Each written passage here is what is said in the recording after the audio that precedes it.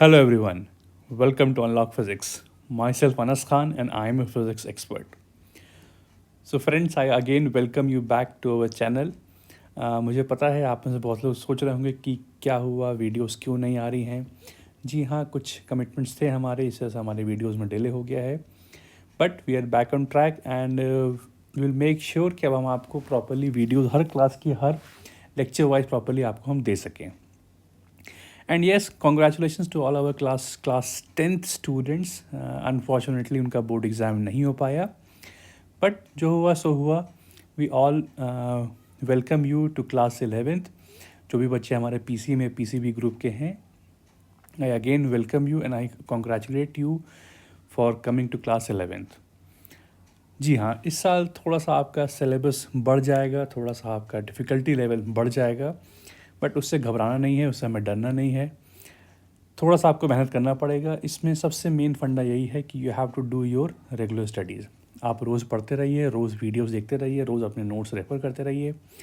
जो स्कूल में हो रहा है टीचर्स को समझिए, उनसे पढ़िए, सीखिए उनसे, तो आपको दिक्कतें नहीं आएंगी। उसको पाइल अप करते जाएंगे तो आपको एंड में जाके थोड़ी बहुत दिक्कतें आएंगी, खासकर फिज़िक्स में। So unlock physics is all dedicated to you to help you out in your physics segment and starting with our class 11th and सबके स्कूल में, सबके क्लासेस में यूनिट्स एंड मेजरमेंट स्टार्ट हो चुका होगा। तो we will also start with our chapter of units and measurement.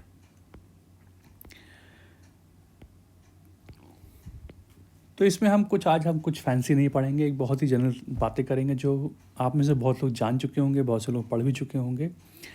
पहली चीज़ तो यहाँ पे हम एक टर्म डिस्कस करेंगे, फिज़िकल क्वांटिटीज़। अब ये क्या होती हैं फिज़िकल क्वांटिटीज़? जैसे मैंने बोला कि एक मैंने कोई लेंथ नापी, उसकी लेंथ की वैल्यू कुछ आई, मान लो 5 सेंटीमीटर आई।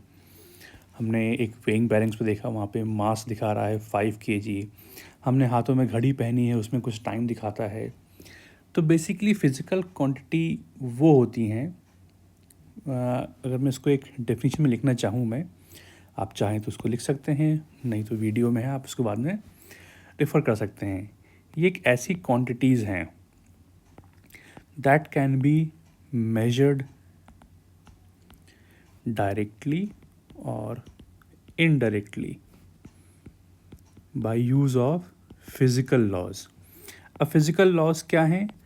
जैसे हमने लास्ट ईयर क्लास 10th में आपने ओम्स लॉ पढ़ा होगा, आपने बायनेंसी आर्किमिडीज प्रिंसिपल पढ़ा होगा, मोशन के लॉज पढ़े होंगे, ग्रेविटेशन का लॉ है। तो ये वो लॉज हैं जिनके थ्रू आप कोई भी चीज़ कैलकुलेट कर सकते हो। जैसे न्यूटन का सेकंड लॉ था, उससे हम फोर्स निकाल सकते थे, मास निकाल सकते थे, एक्सेलरेशन निकाल सकते थे। तो ये वो जो फिज़िकल लॉज हैं जिनके थ्रू हम चीज़ें कैलकुलेट कर सकते हैं। बट यहाँ पे देखिए एक वर्ड आया है, मेजर्ड। ये मेजरमेंट क्या चीज़ होती है? क्योंकि घूम फिर के हमारी गाड़ी यहीं आके अटक गई कि ये क्या होता है मेजरमेंट। ये जैसे अभी मैंने बोला कि मेरी हाइट जो है वो 176 सेंटीमीटर है। तो इसका क्या सिग्निफिकेंस है? मतलब कुछ तो इसका मतलब होगा कि हमने कुछ ऐसी वैल्यू कोड कर दी। तो मेजरमेंट बेसिकली ये होता है, सबसे पहले you need to have a standard value. अब जैसे मैंने बोला length, suppose for example length की बात करते हैं, तो लेंथ का स्टैंडर्ड क्या है? मीटर है। अब मैंने बोला कि मैंने एक चीज़ मेजर किया मैंने 2 meter. Now what does this mean? It means that कि जो मेरा मेजरमेंट है, it is 2 times longer than standard value. तो हमने क्या किया, हमने एक लेंथ को नापा, एक लेंथ की वैल्यू आई 2 मीटर, और लेंथ का स्टैंडर्ड हमने सब में क्या बोला, मीटर होता है, 1 मीटर।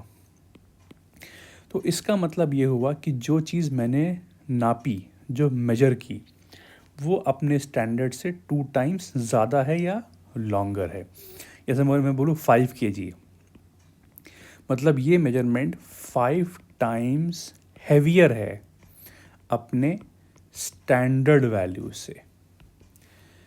तो ये जो टर्म है longer, shorter, heavier, taller, basically हम क्या कर रहे हैं, मेजरमेंट का मतलब ये होता है, आप क्या कर रहे हो, you are simply doing a comparison process.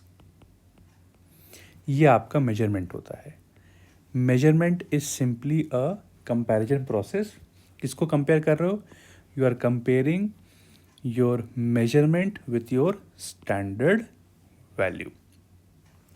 तो अगर हम इसको एक डेफिनेशन में कंक्लूड करना चाहें, so we can write that measurement is a process of comparison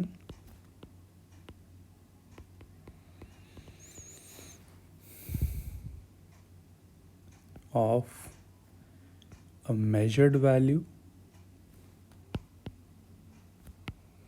with a given reference standard. So simply measurement क्या है कि आप किसी एक चीज़ को जो आपने मेजर की है वो आप अपने स्टैंडर्ड से उसको कंपेयर करते हो। Then you say that it is longer, shorter और टॉलर और बिगर और फैटर, जो भी है, जो भी आप वर्ड यूज़ करना चाहते हो। सो measurement is a process of comparison of a measured value with a given reference standard. तो ये एक डेफिनेशन है जो हमने कंक्लूड किया है। अगर आपके पास इससे अच्छी डेफिनेशन है आप उसको यूज़ कर सकते हो, बट मोर ओवर लेस उन सब का मीनिंग एक ही निकल के आएगा। सो फिज़िक्स में बेसिकली ये है कि आप जब भी डिफ़ाइन करें चीज़ें, आप लैंग्वेज कुछ भी यूज़ करें, ग्रामर कुछ भी यूज़ करें, it should all make same technical sense. Technical चीज़ें उसमें गलत नहीं होनी चाहिए आपके लिए। अब हम आते हैं मेजरमेंट के रिप्रेजेंटेशन में, how to represent any measurement. ये इंपॉर्टेंट है। इसको लिखते हैं x is equal to n times u। ये किसी भी मेजरमेंट को लिखने का एक स्टैंडर्ड तरीका होता है। x is equal to n into u होता है, जहाँ पे x क्या है, x कोई भी फिजिकल क्वांटिटी है, n क्या है, n उसका मैग्नीट्यूड है, और u क्या है, u उसका यूनिट है। तो हम एक करके से चीज़ें पे आते हैं। तो किसी भी मेजरमेंट में दो चीज़ें होंगी, उसका मैग्नीट्यूड और उसका यूनिट होगा हमेशा आपका। तो उससे पहले हम बात करते हैं कि ये यूनिट क्या चीज़ होती है। तो यूनिट इज़ बेसिकली, जैसे फॉर एग्जांपल मान लीजिए आप अगर कभी गांव वगैरह गए हो तो वहाँ पे ज़मीनें नापी जाती हैं, तो कहते हैं बीघा है, बिस्वा है। तो ये जो स्टैंडर्ड यूनिट्स हैं, जो यूनिट्स नापने की हैं, ये कोई बहुत ही इंटरनेशनली एक्सेप्टेड यूनिट नहीं है। मीन्स अगर आप यूएस और यूके जाओ, वहाँ कहोगे मेरे खेत जो यूएस में है या आपकी जो ज़मीन है वो इतने बीघा है, so those people won't be able to understand कि आप क्या कह रहे हो, क्योंकि बीघा वो लोग यूज़ नहीं करते हैं। तो हम क्या करेंगे, तब हम मीटर स्क्वायर यूज़ करेंगे, हेक्टर स्क्वायर यूज़ करेंगे, फुट स्क्वायर यूज़ करेंगे, क्योंकि ये सब यूनिट्स जो हैं वो इंटरनेशनली एक्सेप्टेड स्टैंडर्ड हैं। तो जैसे मान लीजिए फॉर एग्जांपल आप में से कोई जो है वो ऑस्ट्रेलिया में है, मैं इंडिया में हूँ। मैंने बोला यार कि मेरी एक रीडिंग आई है जिसकी वैल्यू 5 मीटर है। अब मैंने इसमें कहीं भी ये मेंशन नहीं किया है कि मैंने लेंथ नापा है, बट जैसी मैंने आपको बोला कि मेरी जो रीडिंग है वो 5 मीटर है, आप अपने आप समझ जाओगे कि मैं लेंथ के बारे में बात कर रहा हूँ, क्योंकि हमने और आपने मिल के मीटर को लेंथ का यूनिट मान रखा हुआ है। तो इसीलिए to have uniformity over the readings over the entire globe, आप कहीं भी रीडिंग कन्वे करते हो, क्योंकि जब भी हम आप व्हाट्सएप पे बात कर रहे हो, कुछ कर रहे हो, तो बेसिकली आप डेटा ट्रांसमिट करते हो। और दूसरा चीज़ होती है डेटा इंटरप्रिटेशन। तो अगर हम में और आप में यूनिफॉर्मिटी नहीं है तो उस डेटा को इंटरप्रेट करने में बहुत दिक्कतें आती हैं। तो इसीलिए यूनिट क्या है, these are simply internationally accepted standards, कि हमने आपने मिल के माना कि लेंथ मीटर है, टाइम सेकेंड्स है, मास केजी है, वगैरह वगैरह जो भी यूनिट्स हैं। So basically these are internationally accepted standards जो हम किसी भी फिज़िकल क्वांटिटी को समझाने में काम लाते हैं। तो फिर से मेजरमेंट को लिखने का तरीका क्या है? उस फिज़िकल क्वांटिटी का अपना एक मैग्नीट्यूड होगा और यूनिट होगा। जैसे for example mass is 5 kg, तो यहाँ पे m मास जो है हमारा एक फिज़िकल क्वांटिटी है, 5 उसका मैग्नीट्यूड है और kg उसका यूनिट है। So this is the method how you represent any measurement. बाकी अगर आपको कभी भी डाउट इसमें आए जो हम पढ़ा रहे हैं तो you can right your doubts below in the comment section, और हम आपको जल्द से जल्द उसको रिप्लाई करने की पूरी कोशिश करेंगे आपको हम। सो मूविंग अहेड, यूनिट्स जो होती हैं वो दो तरह की होती हैं। First is fundamental unit and the other one is your derived unit। अब ये फंडामेंटल यूनिट्स क्या होती हैं, तो पहले हम बात करते हैं, let us talk about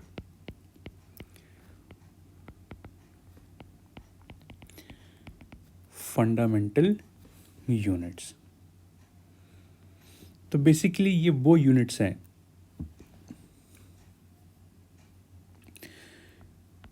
these are units which are defined and are independent of each other।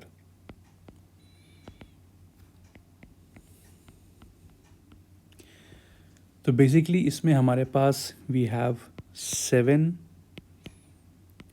Fundamental units. I hope सबको पता होगा क्या क्या कौन सी हैं। First is length, time, mass, electric current,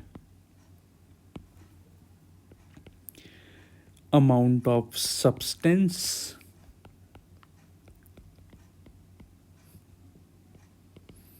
thermodynamic temperature,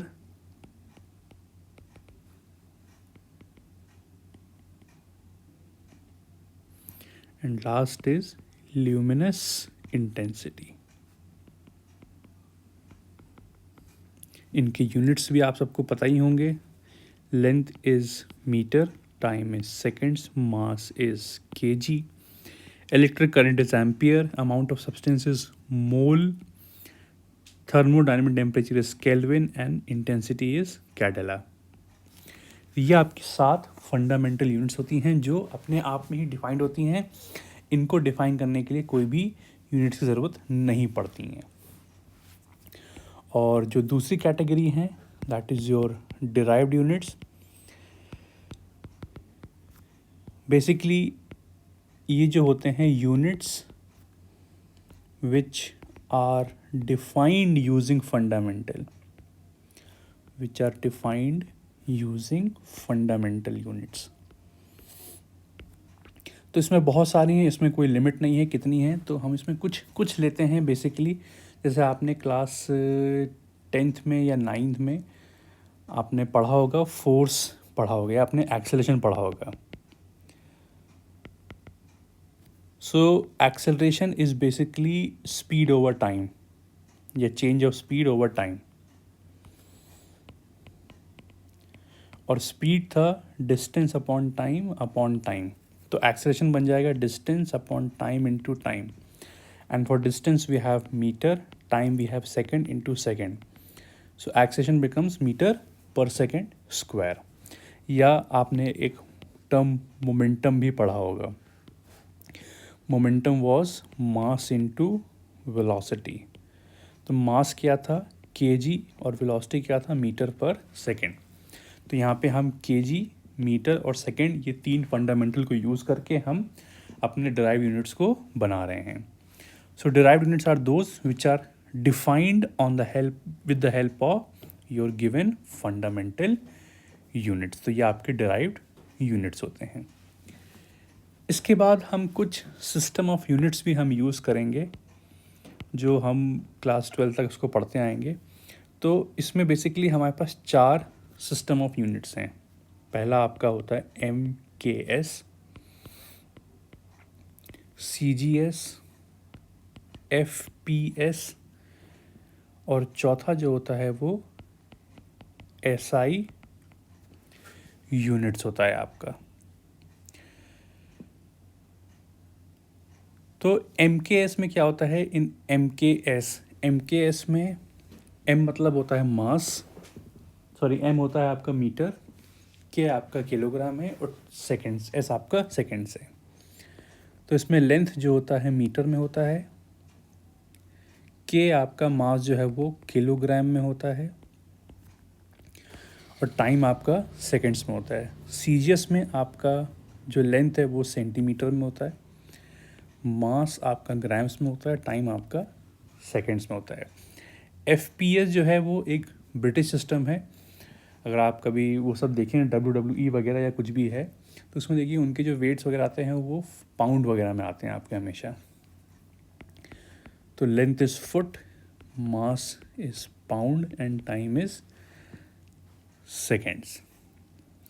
और SI यूनिट्स जो वो हैं जो आपके सातों फंडामेंटल यूनिट्स को यूज़ किए जाते हैं आपके। So SI units are those which use your fundamental units. तो ये तो बात हमारी हो गई कि मेजरमेंट क्या चीज़ें होती हैं हमारी। तो this was our first lecture जिसमें हमने बात की है कि एक बेसिक सा क्या होता है, व्हाट इज़ मेजरमेंट, कि एक रेफरेंस स्टैंडर्ड क्या होता है, उसके कंपैरिजन में जब हम चीज़ें नापते हैं उसको हम मेजरमेंट कहते हैं। फिर we have certain system of measurement, MKS, CGS, FPS, SI units. जैसे जब आगे बढ़ते जाएंगे हम इनके बीच के इंटर कन्वर्जेंस भी पढ़ेंगे। बाकी हमने इसमें ये पढ़ा कि what are fundamental units and what are derived units. So friends, basically this video was just a brush up to class 11। एक तरह का समझ लीजिए, एक तरह का हमारा एक किक ऑफ था ये हमारा ये आज। मीन्स अगर हम कहें एक वैसी भाषा में, हमने आज अपने चैप्टर का किक ऑफ किया है। It was just to give you an insight कि आगे आने वाली चीज़ों में हम क्या पढ़ने वाले हैं। So stay tuned with us. इसमें जो आगे आने वाली चीज़ें हैं, the next lecture will be on our the next topic, that is your dimension